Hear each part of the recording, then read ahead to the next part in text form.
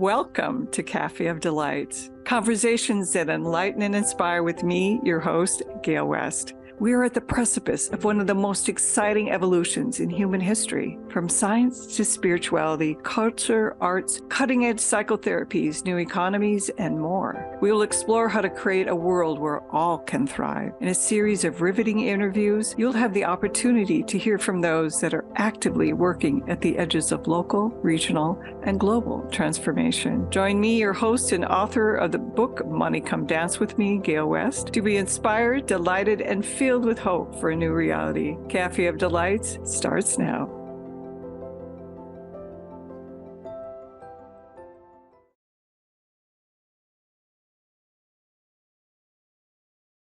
Welcome to the Café of Delights. I'm your host, Gail West, and I'm so excited to have Zway Kwok, author, founder, and CEO of Calm Clarity. Zway is the author of Calm Clarity, How to Use Science to Rewire Your Brain for Greater Wisdom, Fulfillment, and Joy, which was one of Fast Company's best business books in 2018. Having started a life in poverty as a refugee in inner city Philadelphia, Zway turned to neuroscience to heal the long-term effects of trauma. A graduate of Harvard University and the Wharton School of Business, and she built a successful international business career. In 2013, she began using her love of neuroscience to build Calm Clarity, a social enterprise whose mission is to improve collective well-being, develop inclusive leaders, and co-create a world where all human beings and communities thrive together. In 2017, she started a nonprofit named the Collective Success Network to support first-generation, low-income college students to navigate college and enter professional careers. Zway's inspiring story is featured in The Portal, a beautiful documentary about meditation as a portal for healing and transformation. Welcome, Zway. I'm so happy to have you today. Thank you, Gail. It's my pleasure to be here and have this conversation with you. Yeah. So I start every interview with the same thing, since this is the Café of Delights. Where are you finding delight at this time? And where do you find hope? Well, today is May the 4th, which is Star Wars Day. And I have to admit, I'm a big fan.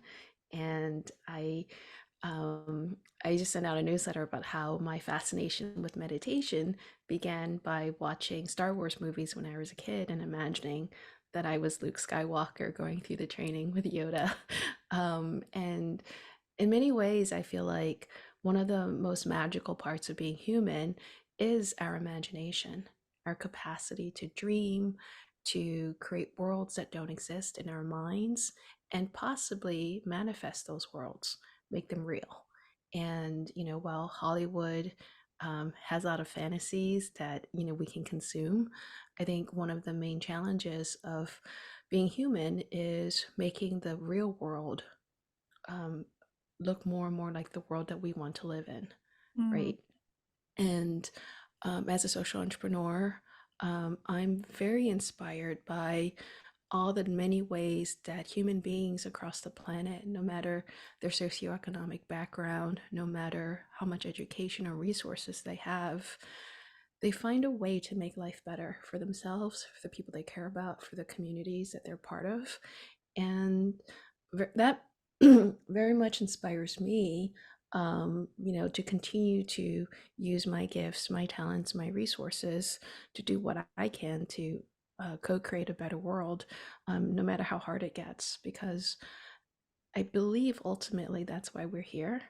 And unless we use our imagination and our energies towards this purpose, the world will never change. And it's up to us to apply that energy that's been given to us to steer it and direct it towards co-creating the world that we want to live in. So be the change that you want to be, that you want to see. Yeah. So I know your origin story is really inspiring. So can you tell us a little bit about the origin story of Calm Clarity, how you came to that? Because you were navigating a very successful career in international business, and now you're doing the social enterprise thing. And it's like, that's really inspiring. So can you share with us a little bit about that, or Sure. along about that? I mean, it goes back to me being a baby and surviving the refugee camps. When my parents fled Vietnam, I was only 6 months old and nearly died on the voyage because we ran out of water and food. But luckily, we did get to a refugee camp in time, and we got to go to the next stage of that journey. But it was hard. There were diseases across the camps. Epidemics took the lives of many young children and elderly, and I barely got through that time because um, these humanitarian aid workers, these medical professionals were there setting up clinics and gave me the medicine I needed to pull through. And my mom had the wherewithal to keep taking me to the clinic to get help. Mm, And she would tell me this story to remind me that I could have died, but mhm. I made it through because my life had a reason, like to be. And she told me to use this life to Mm, make a difference, mhm. right? And growing up in inner city Philadelphia, we were surrounded by violence, by crime. There's a lot of anti-refugee xenophobia, racism directed at us for being different, for being Asian, and having a different culture, different appearance, and not understanding our culture and belittling what makes us special, right? Mhm, mhm. And I remember in the midst of that despair and negativity and looking at the gangs and the suffering all around me, that I wanted to be able to make a difference. And I wouldn't be able to unless I got the best education, unless I taught myself the skills to be a change agent, and unless I figured out a way to make life better for myself and my family, how could I do that for anyone else? And so my parents also reminded me, we got to this country for the opportunities that I could have that I wouldn't have had if they stayed in Vietnam. And that was a reminder to make use of, to maximize every door that opened, right? To not take Mhm. anything for granted. And so, despite all the violence that I witnessed and all the trauma, like for instance, my parents took over a takeout restaurant, and gangs used to come in and fight, and there would be drive-by shootings, and I would pick out bullets from the walls and the floor and be grateful that we weren't hit. And then, people would be shot in the store sometimes. I Whoa. remember once someone was shot in the head leaving the store, right? And you know, they take the body away, but they leave everything else for you to clean up.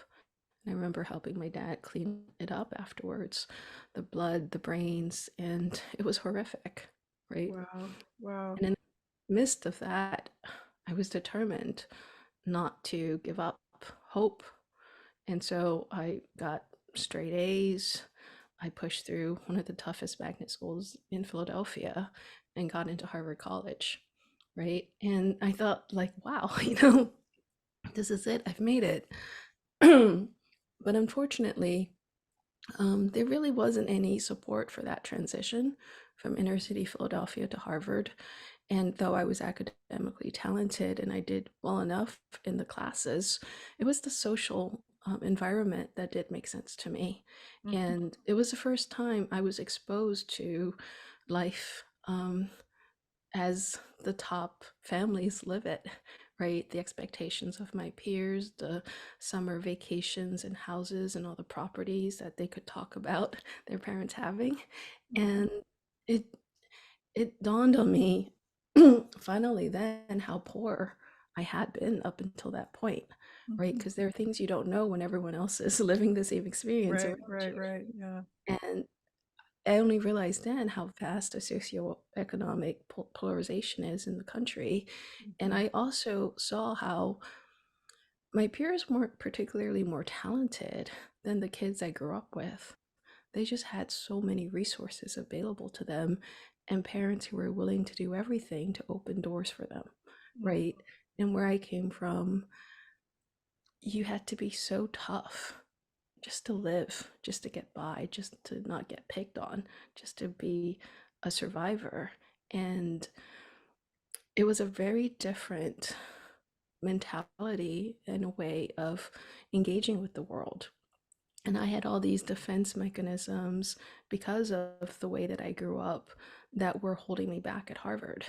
And I had so much trauma, and it was really hard to adjust to this new environment without the resources that my Mhm. peers had. And there was a lot of shame. I remember my best friend at Harvard, her mom actually told her to stop spending time with me because I was low class. Whoa, And that's intense. it was. And Yeah, I think that's really sad.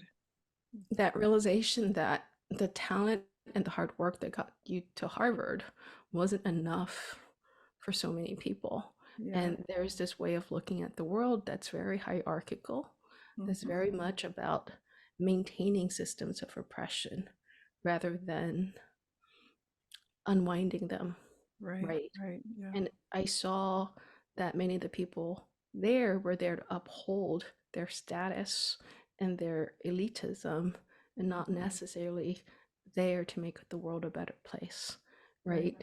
And I think that was the dawn of a lot of searching, right? And trying to make sense of the world and my place in it.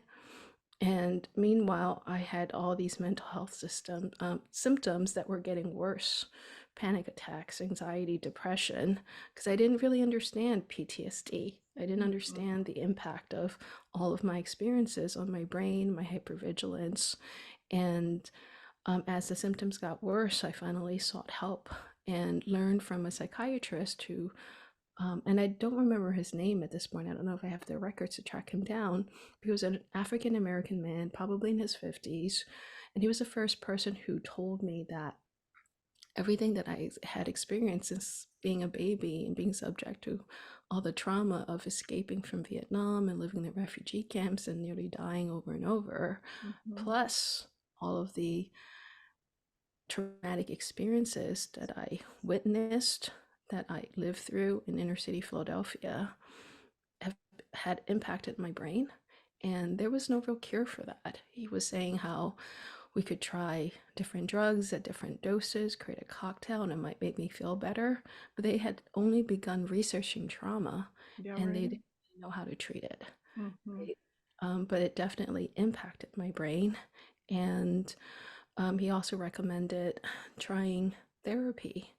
Um, but therapy at that time was tailored more towards people from, um, well off backgrounds, and it wasn't tailored to address many of the challenges that I faced. Right. So it was up to me to learn how to change my brain, and not just be dependent on medicine, right? Mhm. And I think that's when Calm Clarity really started, through me experimenting with mind hacking techniques based on the conversations with my psychiatrist and what I was learning from my own research about the brain and figuring out how to heal my own symptoms, how to manage my brain and steer it towards being able to function at a place like Harvard. Yeah, right. It's really fascinating how much research has been done now about the effects of trauma on the brain. And you're right, back then they didn't really know about it. And I find it fascinating that you're talking about how the system is set up to maintain the hierarchical status of who has value and who doesn't have value. That's my whole thing about Success with Soul. We've got to change the narrative of who has value and who doesn't, and so that everyone can thrive. And I know that is one of your incredible missions, to create a world where everyone can thrive. Yeah. So, was there a like an aha that happened where like you decided to start Calm Clarity, or like, you know, did, my, Yeah, my, that came probably 12 years after graduating. I mm-hmm, think in the beginning, I was just glad that I survived, and I didn't think any of the neuroscience techniques I was using would matter to anyone else, right? Yeah, right. Um, but then in 2012, I decided to leave my career, and I had been living in Asia and I wanted to experience more of my ancestral culture. So I decided to take time off and study meditation as it was taught in different Buddhist retreat centers and Mhm. have a better idea of, you know, what the Mind and Life Institute was talking about when they talked about the impact of Buddhism on the brain. I mean, the impact of meditation on the brain. And when I experienced it for myself in these different retreat centers, that's when I realized it's a powerful mind hacking technique. And if we took a neuroscience based approach to teaching meditation and sharing the benefits of it, we could foster healing at scale. And that's what eventually led to me starting Calm Clarity. Wow. We're going to take a break, and I'd like to go more into calm clarity and, um, where you are with it and your hopes and dreams for calm clarity, because I know it's really, really exciting what you're bringing to the world. So let's take a break. And when we come back, I have Zway Kwok, who is here. She's the CEO and founder of Calm Clarity, which is making the biggest changes in the world. Imagine if you were truly flourishing, how would your financial expansion impact the world? Author of Money Come Dance With Me, Gail West is an internationally known speaker, creative catalyst, and business intuitive at Success with Soul. Work with Gail to create a new relationship with money as your friend. Link the soul of your business to the business of your soul with programs like Sacred Money Mastery, Akashic Records of the Soul, and more. To receive a healing money meditation, go to successwithsoul.com today. Café of Delight, conversations that enlighten and inspire with me, your host, Gail West. Tune into transformationtalkradio.com every second and fourth Thursday at 10 a.m. Pacific. We are at the precipice of one of the most exciting evolutions in human history. On Café of Delights, you will hear from those that are actively working at the edges of local, regional, and global transformation. For more information on hope for a new reality, visit Gail West at successwithsoul.com. And I'm Gail West, and this is Café of Delights, and I'm with Zway Kwok, the founder and CEO and author of Calm Clarity. We've been talking about her experience as a child and all the trauma that she went through and how she came to create Calm Clarity. I'd like to go a little bit more into the experience that you had at Harvard. And one of the things you were talking about is that it's kind of a microcosm of a bigger system that we're experiencing.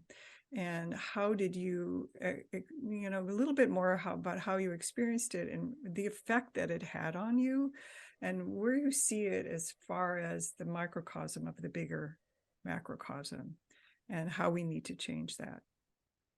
Um, yeah, I'd be happy to share more. When I think about the brain and the effect Harvard had on my brain, um, I eventually developed this framework to try to capture it.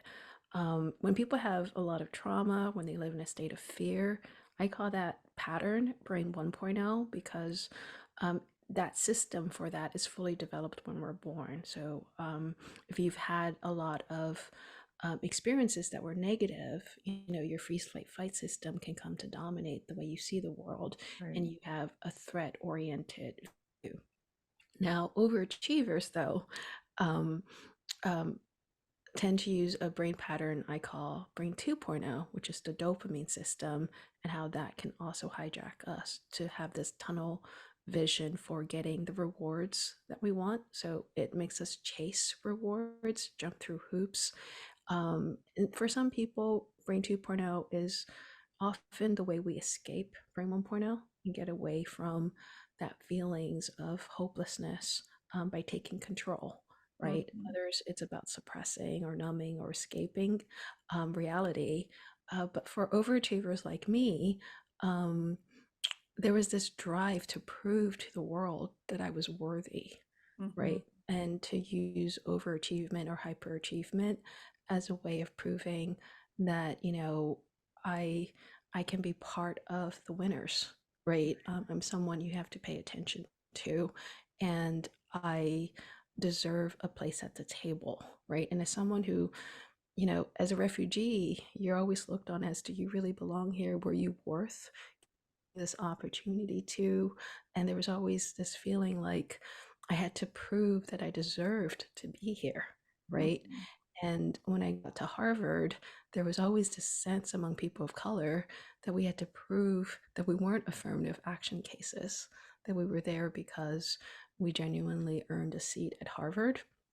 And I think it permeated this insecurity, this toxic insecurity permeated the culture there. There was this culture of being snobbish, of looking down at others, of um, celebrating that this is where the smartest people in the world go. And I remember that it was having this toxic effect on my body, living in Brain 2.0, chasing what everyone else was chasing, following the herd, and um, and it wasn't really making the world a better place, right? Mhm. It was really about your ego and managing or compensating for your insecurities. And of course, everyone was young. I mean, when you go to college, you're 17, 18, 19. Right, right. And so you have to look back and have compassion for people at that age. But what I felt from the administrators and the adults at Harvard was a similar sense of compensating, right? And um, this need to use status and exclusivity and elitism as a marker of belonging, of success. Mm. Yeah. And later on, I would eventually see how it upholds system of oppression, how it upholds white supremacy, the culture of Harvard being white Anglo-Saxon Protestant, right? And Right. Harvard really being an institution for the conversion of Native Americans, and whitening them, making them assimilate into what the Puritans thought was acceptable, right? Mhm. And so, I mean, there is this whole dark history around many of the Ivy League institutions that we ignore because everyone wants to be accepted into the best Ivy League college, right? Right. And by buying into that brand, buying into that story, that elitism, we don't question the darkness behind it. Mhm. And in the end, I think that time at Harvard helped me see that that's not one of my values, right? Right. And living in Brain 2.0 can be extremely toxic. Harvard has one of the highest rates of depression and suicide among college students. And if it was working, why would it be so unhealthy? You know what I Mhm. mean? Right, right.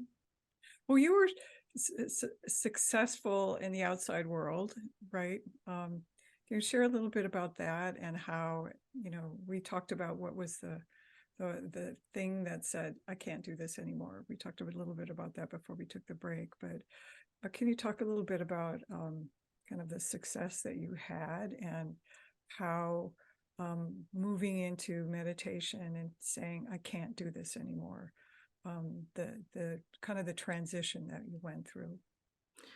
Well, I think like most 20-something-year-olds, I was looking for a career path that led to success, financial independence, and being able to pay for like basic needs, right, and take care of Right. my family. And because I was at Harvard, a lot of people ended up in management consulting, and that became a path that opened up to me. And I went through the door when I got accepted into a management consulting company, thinking, okay, this is just the next step, right? I'm Mhm. following this path that leads to what my parents want for me, the Right. American dream, right? And from there, everyone was going to business school. And so I did what I was supposed to. I applied to Wharton, got in and got my MBA, and then came back to the firm, but convinced them to transfer me to Beijing because I wanted to spend time abroad and experience one of my ancestral cultures. Um, but then I think once I had reached that level of success that, I had thought like this is what would make me happy, like I would have arrived. And I felt empty inside, Mhm. right? I was like, what is going on? Mhm. And then later I moved to Vietnam and took on a position in growth capital impact investments. I guess it's more properly called emerging market private equity investments. There's so many terms in that specialized field for different types of investing. And, again, I was one of the youngest investment directors in Vietnam. I was one of the most senior women in the finance industry in that country. And I got to see a lot of things happen in that market that helped me understand the human experience. And it occurred to me that everywhere in the world, you have this type of hunger, right, for capitalistic success Yeah. and this materialism, but it wasn't really leading to happiness. Mhm. And in many cases, this competition, this view of scarcity, was causing people to behave in ways that I found dehumanizing towards themselves as well as other people. Yeah. And it wasn't really what I wanted for myself. And I didn't know how long I wanted to stay in that system.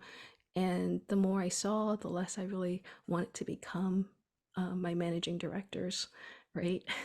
And I began to wonder, like, what else there is, and is it possible to be a professional and co-create the world that I want to see? And is it possible to still create economic value, right? And participate in the market in a meaningful way that led to prosperity and abundance, right? Didn't have to become a monk or a nun to have that type of Mhm. fulfillment. And I think finally, I decided to take a year off in 2012 and really understand my ancestral culture. Mhm. So I decided to explore Buddhist meditation because I had been following the Mind and Life Institutes with the Dalai Lama, all of their dialogue. And I really wanted to experience the benefits of meditation on the brain. Was your family Um, Buddhist? Did- Ancestrally, but Oh, not okay. actively, Yeah. culturally. Like Yeah. we had Right. been baptized Catholic, and my parents didn't really understand the Buddhist teachings or could Mm. explain them to me. Yeah. But we went through the motions whenever there was a funeral, you Yeah. know? Right. Yeah. Then it comes back. Yeah, but it was just going through the motions. No Yeah. one But really understood yeah. Right. it. Right. Right. And so I decided to look up Dharamsala and different retreat centers there because I'd heard that Tibetan monasteries were doing a great job of explaining the teachings to Westerners in English. And unfortunately don't speak Chinese or Vietnamese fluently enough to understand meditation teachings or instructions. Mhm. And I think that was when I went to Dharamsala and began to experience these long-term retreats for like, eventually it became 3 10-day meditation retreats of 30 days, right? Wow. Wow. Wow. An accelerated type of neuroplasticity, Mhm. right? Like my brain was getting rewired in ways that allowed me to experience so much Mhm. um, more joy than I'd ever experienced before. And nothing in my life had really changed besides the fact that I was learning how to meditate. Like my Yeah. material circumstances, my job issues, like having left the finance field, there was a lot of anxiety around that. What I would do next for my career. But in that period of time, I touched into a part of me um, that could see like this bigger picture, Mm. right? And it was during then that I saw all of these patterns that I had, and how, because I was afraid, I would act on scarcity and I would become aggressive and I would become hyper controlling, Mhm. and um and how I contributed to my own suffering and the suffering of other people through these patterns, and how ultimately these patterns were not helping make a better world, right? They were entangled and they were leading to more suffering. Um, and that if I could hold on to another state that I also saw myself experiencing, which, I later called calm clarity or brain 3.0. Mhm. It is the state where you can connect to your inner wisdom. You can Mm. see this bigger picture that I was connecting to in these Right. retreats and start to feel guided, right, by your wisdom to take actions that actually make a positive impact on the world, and that bring about well-being and bring about healing and integration, a state of non-rejection, a state of non-suppression, and compassion for all the mistakes that we've made and all the times we've been imperfect. And by sitting in that space, I saw that there was a possibility for me to anchor into that and use that type of state of mind, right, to change my career in the way that I wanted and to start having the impact that I wanted to make on the world. And to use the business skills that I had gained, right, and steer all this knowledge I had around building ventures and social enterprises towards something that would help improve collective well-being.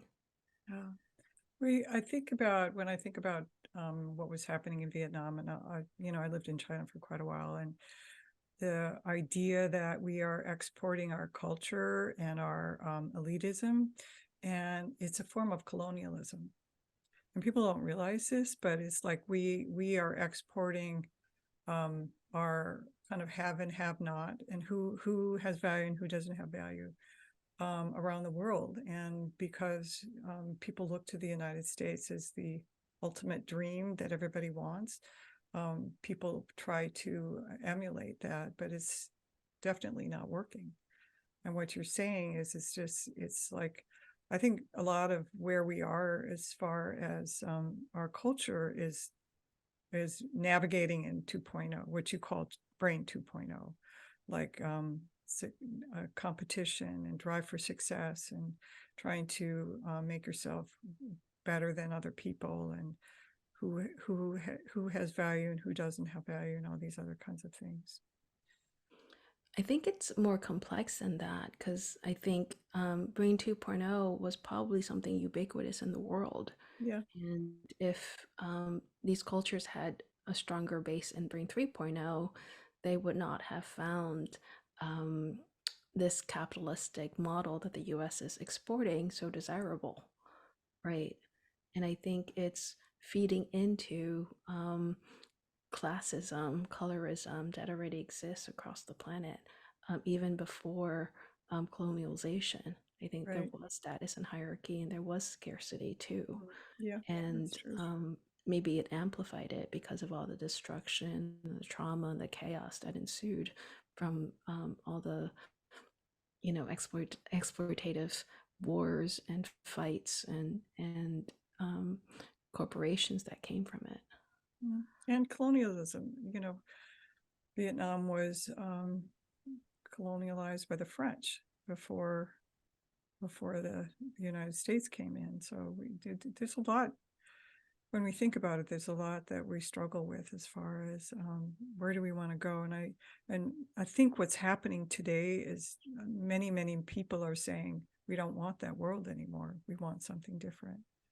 We want a world where all can thrive, where we and that's the kind of the push to move to Brain 3.0, what you're talking about.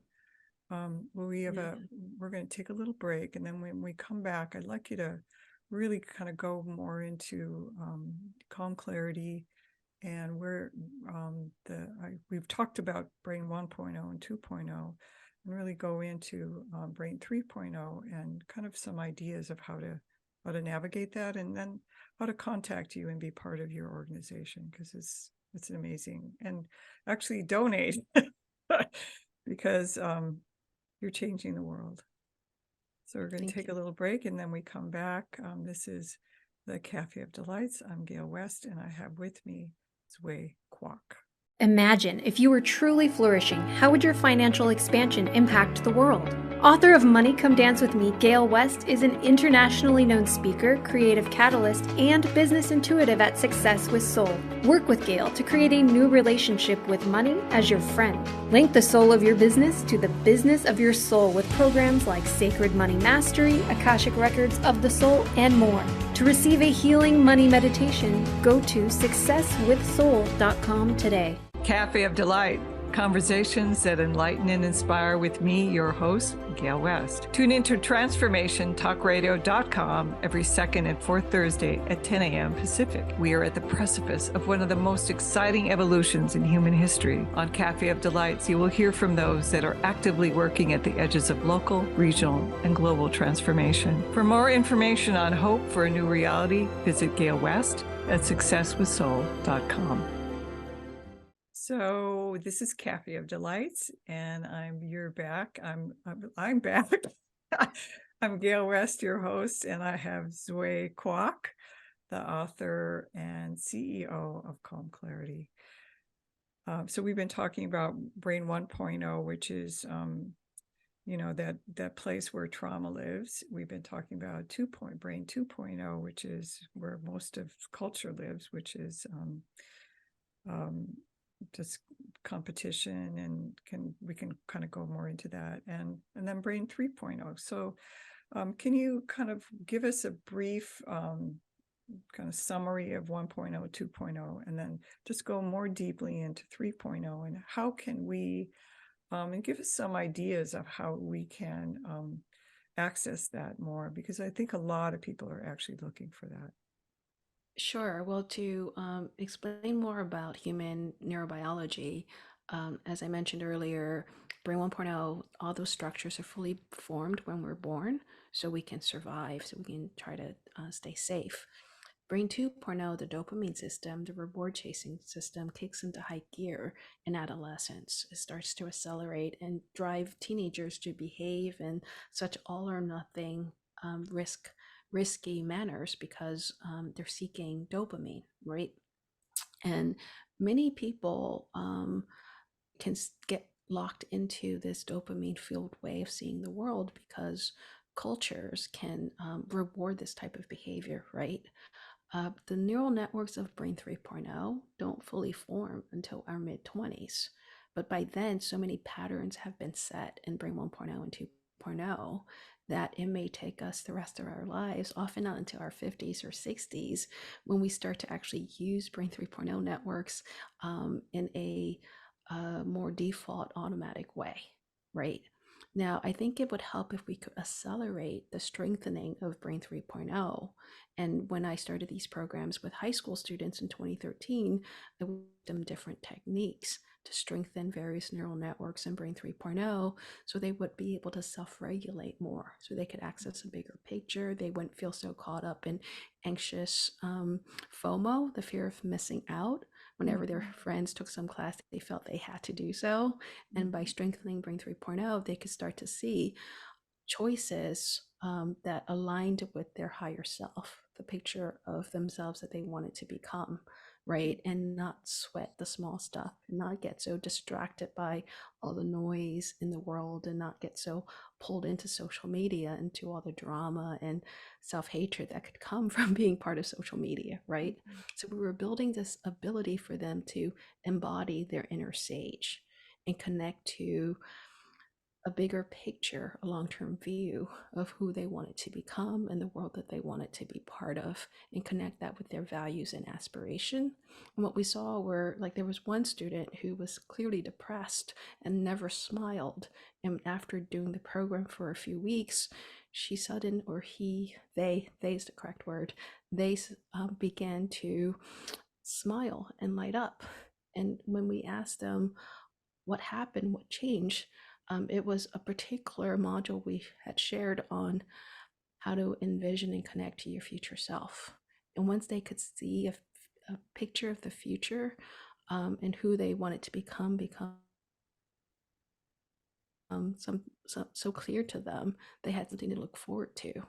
And they themselves were tired of Brain 2.0. It didn't resonate, right?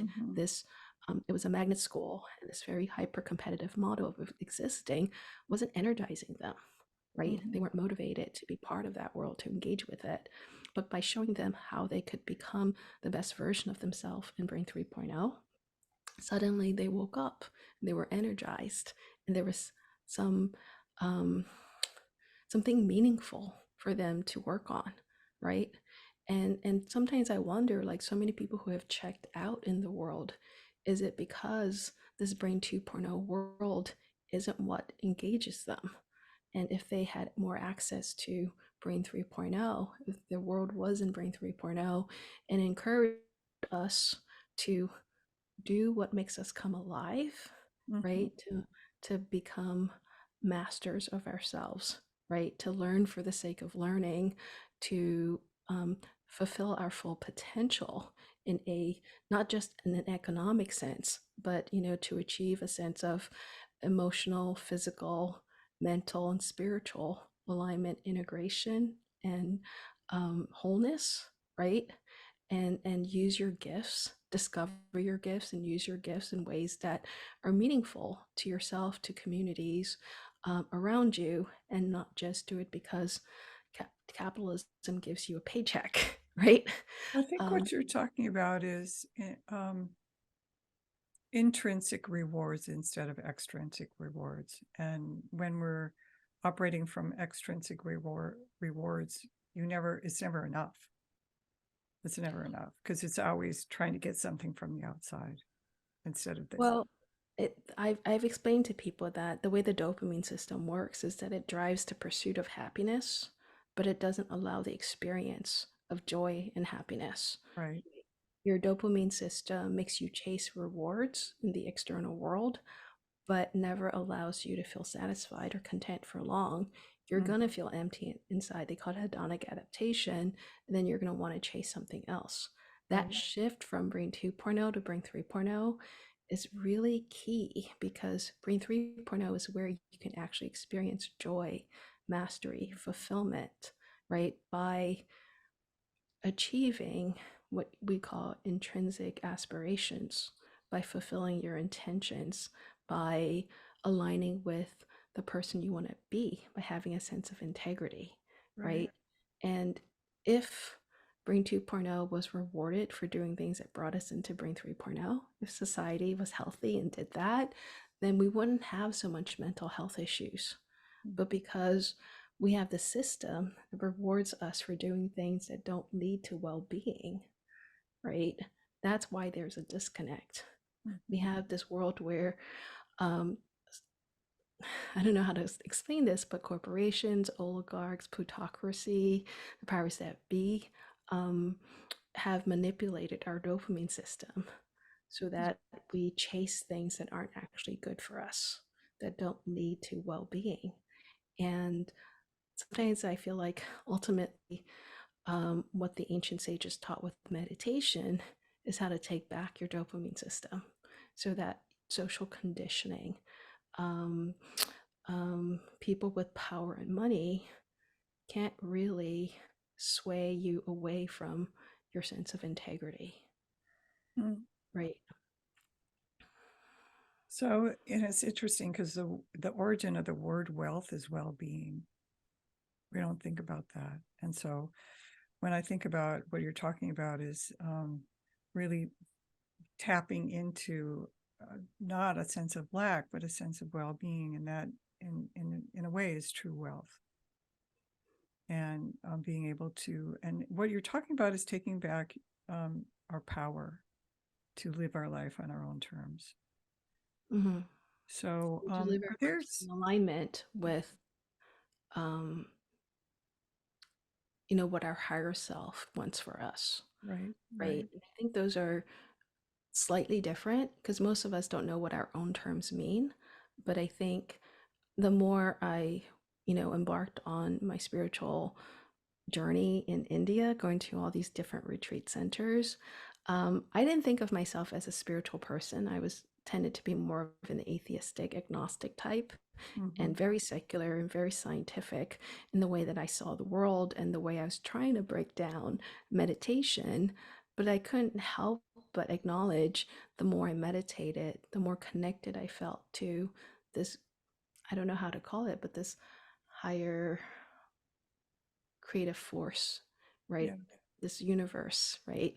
And the more I realized that there was a higher version of me, a higher consciousness that was guiding, that is guiding, and is trying to help me, the physical version of me, right, to co create with the universe in ways that brought peace and harmony and joy into my life more and more. And um oftentimes you can call it the ego or the brain 2.0 voice inside your head is chasing control, or is impatient and wants to see something happen sooner than it can, right? Or wants to be able to brag, about whatever you've accomplished. Right. And this other presence, I call it my inner sage, right, is usually more effective. And I think that shift from letting the brain 2.0 version of me, or that voice in my head, drive my life, to being able to allow this other presence to take action in the world, to co-create through me. Right. I think that has been one of the major changes when I look at my life before 2012 and now, right, is this recognition that no matter what solutions or plans my brain can come up with in Brain 2.0, what ultimately I can co-create in Brain 3.0 is so much better. It's I've worked with people for years and years and years, and there's always a self that is whole and complete beyond all the trauma that we've had. And what you're talking about, I think, is being able to access that greater self that we are. That oftentimes trauma, there's a trauma overlay that prevents us, unfortunately, from being able to access that wise self, that incredible self that is inherent in everybody. It's there. Yeah, but what we now know is through all the brain studies is that you can drive neuroplasticity, right? You can Yes. Yep. steer the development of your brain. And what I'm trying to do is show people different ways and techniques to apply neuroscience to strengthen Brain 3.0, and so that you have more access to your inner sage, and you're better able to calm Brain 1.0 and Brain 2.0 literally, right? There are neural pathways from Brain 3.0 that go into Brain 1.0 and calm it, reduce the activity of Brain 1.0 and reduce the activity of Brain 2.0. And the more people commit to working out different networks of Brain 3.0, and that could be through meditation and other types of similar techniques, the more, I mean, you could call it inner liberation, the less tangled up we are into the stories that have activated Brain 1.0 and 2.0, that have, I believe, caused humanity to do so many things that are terrible to each other. Yeah. Isn't neuroscience exciting? And neuroplasticity is like, it's so exciting that that we have this amazing brain. So how can people find out about you? How can they connect with you? How can they, do you have programs that people can take? Yeah, so we're working on it. I'm trying to build up the organization so we can have the capacity to serve more people. Right now, at this point, we offer a few virtual workshops that you can sign up online. So it's at calmclarity.org. So CALMCLARITY.org. And, if you go to the events, you'll see every quarter we run a Calm Clarity intro workshop. And for Mental Health Awareness Month, May, I'm running a special workshop called the Neuroscience of Meditation. And that's where I break down how meditation changes the brain, specifically for brain systems, and how we can meditate in a way to enhance those systems more effectively. And we also do a lot of work for different organizations. So a lot of my time is focused on serving clients. And as we are able to raise more funds, we want to do more programs for schools, for community-based organizations where many of the people they're trying to serve have been impacted by gun violence. So one of the projects that I'm working on is a way to foster community healing and peace by sharing the leadership curriculum that we developed. It's called Lead in Alignment and Wholeness. And it's basically shares many different ways to build up Brain 3.0 using neuroscience, using different techniques that will enable people who are experiencing high levels of violence, especially gun violence, poverty, the widespread trauma that often makes it much harder to break cycles of poverty, right? The intergenerational transmission of poverty and trauma is often tied together. What we want to do is try to share this curriculum more broadly. So we need to raise funds to do so. But what we've seen when we've been able to share it is that once people can see that they're not the Brain 1.0 version of them or the Brain 2.0 version of them, that they have a choice to be the Brain 3.0 version of them, they lose all interest in fighting and causing more suffering, right? And when we've been able to share that with inner city kids, they've said to me, like, I want to experience more and more who I am in Brain 3.0. And where they might have come in wanting to fight because they were so angry, once we showed them how to use Brain 3.0 to heal anger in Brain 1.0, they want to create peace. They want to make their communities better, right? And I just wish it were easier to work through school systems, to work through community-based organizations to share the training. And so we want to raise funds in order to scale, but we're not there yet. And we'd love for people to come and join the virtual workshops because they help us raise funds to scale, to offer the program to more people. So it's a pay it forward model. We hope once people experience Brain 3.0 for themselves, they want to be part of spreading it to the world and can donate and volunteer and do whatever they can to help co-create this world that we all want to live in. Thank you so much, Zway Kwok. You're so inspiring, and that's Zway Kwok at calmclarity.org. This is Gail West, and you're on Café of Delights. Thank you for tuning in. Thank you. Thank you for tuning in to Café of Delights, conversations that enlighten and inspire with me, your host, Gail West. Listen or watch live every second and fourth Thursday at 10 a.m. Pacific on transformationtalkradio.com for a series of riveting interviews from those who are actively working at the edges of local, regional, and global transformation. From science to spirituality, culture, arts, and new economies, and more, we will explore how to create a world where all can thrive. For more information on hope for a new reality, visit me, Gail West, at successwithsoul.com.